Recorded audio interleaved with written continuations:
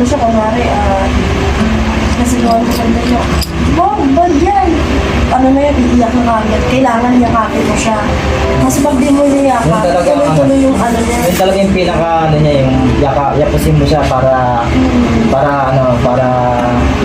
baga maramdaman niya yung nagmamahal sa kanya. Ganun kasi talaga yung mga sign ng mami ganun. Itang hinahanap siya. Where's daddy? Ang lagi na kasi bukang bigay. Daddy's work. Ganun lang. Daddy's work lang palagi ang sinasabi. Guys, good evening. Ako pala si Kuya Rin, aka Kuya Rin Channel. Dumalaw ako at nakirama kay Paps Fabnor Numbarete, yung isa sa mga kasamahan nating isang MC taxi rider, no, na nag-viral makailan lang, no. So dumalaw ako sa kanya at bumisita at nakausap ko nga yung isa sa mga anak-anakan. So, dalawa pala sila yung anak-anakan ni Paps Junior Numbarete na inalagaan niya na simula pagka bata hanggang sa lumaki, pinaaral niya lahat. Kumbaga, siya na yung tumaguyod bukod dun sa anak niya na merong special na dama, no.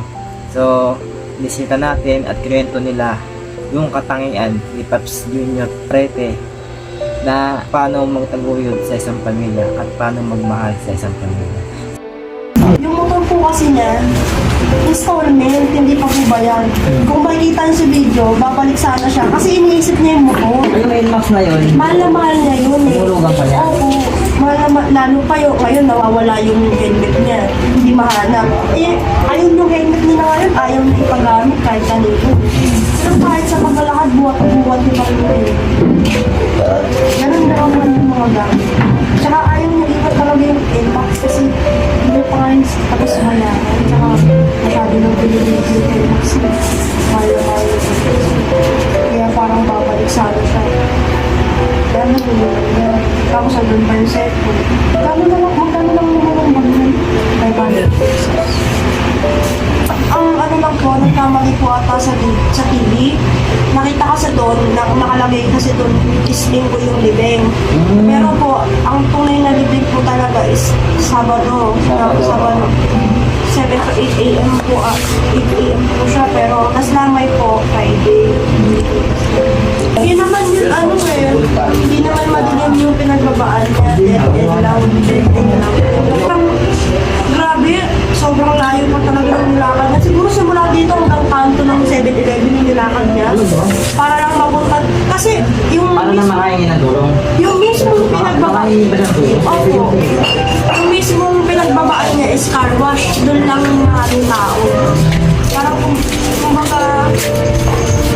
Ang haba po yung nilakad niya. Kasi kung makikita sa CCTV ng oras, sa CCTV ng oras ng parang... Sa makikita ko sa isang CCTV, ilang minutes yung agwat. Ibig sabihin, ang layo pa pala ng nilakad niya.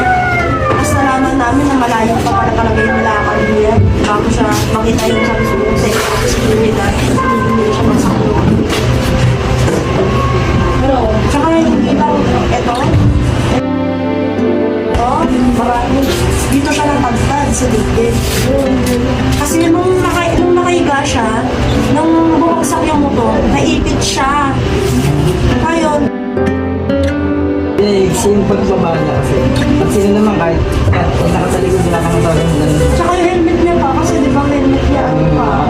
Pero hindi mo masabi yung kung ako. Hindi mo masabi kasi wala akong forma niya kasi wala na talaga ako kasi ang nakalaban sa mga kainin ng ugali. Basta matulog sa Tsaka kainin nila doon ka na makikita ang sumubok ka siya. Pero kung sakaling nakakatayo sana siya. Naipit lang yung paa niya. Naipit lang siya. Kaya siya natagtag ng college niya. Ang dami na palang gumagawa ng mga fake account niya. Ginagamit yung picture. Ayun yung proper picture niya kasi yung kasama niya. May mga ano na rin pala, yung mga nag-sindicate. Wala naman kami yung mga ganun na binibigay. Flash lang wala. Kasi ang gusto din ni nanay na papunta na ako dito sa bahay na ano, ayaw nila magsama ng mga pangkakod. Gusto nila, pumunta na lang dito na natin. Hindi para din makita nila.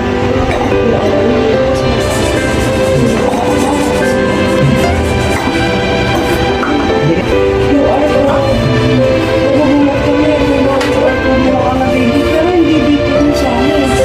Meron po mga, may tenga bago pa lang siya, wala siya dito.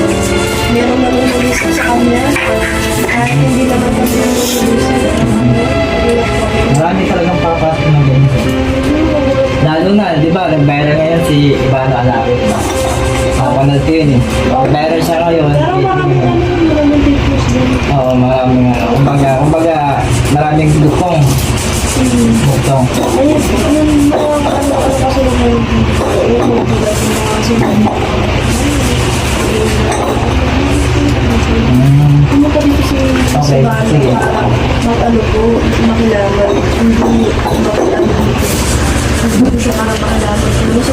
Okay, sige. So, dadaling salita po, kung pagpunta ni Ivano Alawi rito, hindi siya nagbigay ng ganong marami. Babalik po kasi siya. Hindi na yun po yung life ko. Hindi pa yung napapag-usapan. Ewan ko, hindi na lang kami nagkaan kasi wala kami social media. Yung mga sinabi sa akin ng mga kapitbahay. Kasi ma'am, hindi lang ano po ba kayo pala niyo? Anak-anakan niya. Anak-anakan. Talagang nakilamay po talaga si Bano. Wala siyang kahit na ano. May pag-uusapan pa po sila ni nanay. Hindi na natawagin po sila. Ano, tawag pa lang. Sila po yung pinaka-nag-usap. Pero yung mga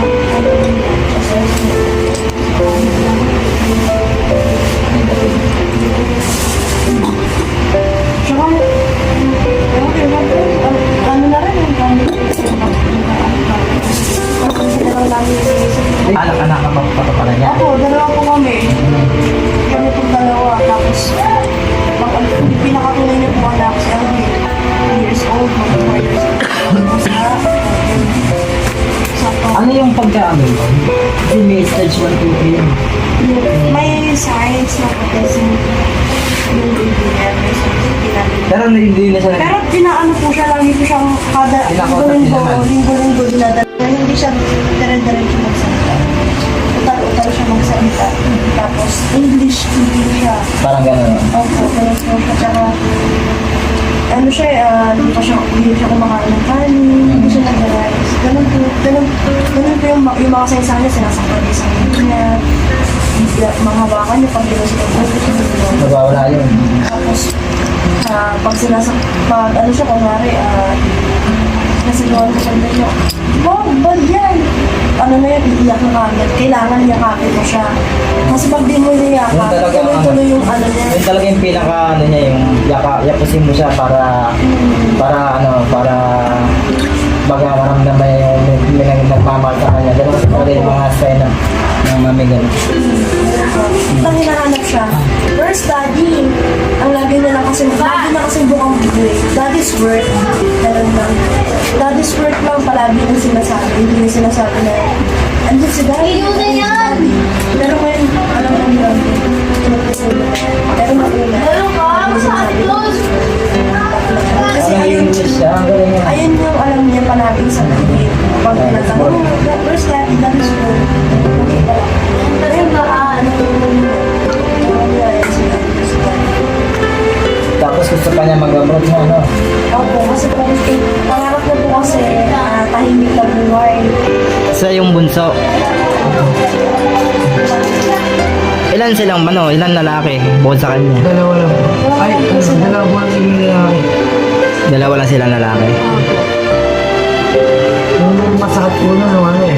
Hindi ko na po siya pinapunta ng babasa. Tapos hindi ko po na sa kanila. Kung baka pinag-ingat ko muna ng mga kasi hindi ko po kaya na. Pero anong trabaho niya sana convert yung yung kagaya sinabi mo kanina? Trabaho ko sa Mga ganun. Kung sakaling Saudi o anything na kung ano man ang namin. Hindi sa edad niya kasi 46 pwede pa naman pero sa ganun pwede pa yun mga ganun trabaho. Mas Kasi may mga breed kasi na ano yung mga age limit. Bago mag-it yan. Ilang taon pa lang po siguro ako nung pwede decision ko na tagal-tagal na rin po yun. Tagal-tagal na rin. Pwede decision ko sa akin ako sa nung mag-aabon ako nung nagsama ko ng kasama ko. Kasi yung kasama niya raw po tayo sa Amerika na raw po.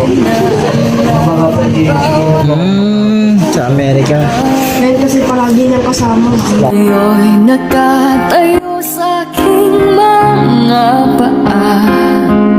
Salamat aking nanay, aking tatay. Wala akong sapat na sa